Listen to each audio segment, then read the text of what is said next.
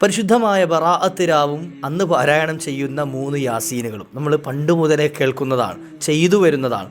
ബറാഅത്ത് രാവ് കടന്നു വരികയാണ്.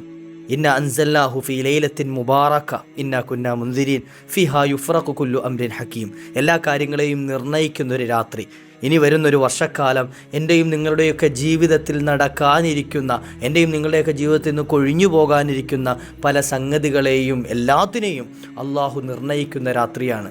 മുത്തുനബി സല്ലല്ലാഹു അലൈഹി വസല്ലമ തങ്ങൾ പരിചയപ്പെടുത്തിയ ഹദീസുകളിൽ കാണാം, ഒരു ലിസ്റ്റ് മഹാനായ അസ്രായിൽ അലൈഹി സ്വലാത്തു വസ്സലാമിൻ്റെ കയ്യിലേക്ക് കൈമാറുന്നതാണ്.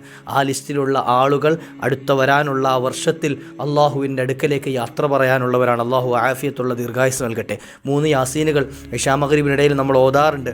ഒന്ന്, അള്ളാഹു നമുക്ക് നൽകിയ റിസ്ഖിൽ വിശാലത ഉണ്ടാകാൻ. രണ്ടാമത്തത്, അള്ളാഹു നമുക്ക് നൽകിയ ആയുസ്സിൽ വർധനവുണ്ടാകാൻ. മൂന്നാമത്തത്, അള്ളാഹു നമുക്ക് അവധി കണക്കാക്കി നമ്മൾ ഈ ലോകത്ത് നിന്ന് യാത്ര പറഞ്ഞു പോകുമ്പോൾ നല്ല മരണം ലഭിക്കാൻ, ഹുസ്നുൽ ആഖിബത്ത് ലഭിക്കാൻ അള്ളാഹു സുബ്ഹാനഹു വ തആല അവൻ്റെ ഇഷ്ടദാസന്മാർ നമ്മെ ചേർക്കുമാറാകട്ടെ. അതോടൊപ്പം സൂറത്തു ദുഖാനും പാരായണം ചെയ്യാറുണ്ട്. അള്ളാഹു എല്ലാ സൽക്കർമ്മങ്ങളും ചെയ്ത് ഈ പരിശുദ്ധമായ ബറാഅത്തിൻ്റെ രാവിനെ അള്ളാഹു പൊരുത്തപ്പെടുന്ന രൂപത്തിലാക്കാൻ നമുക്കൊക്കെ ഭാഗ്യം നൽകുമാറാകട്ടെ.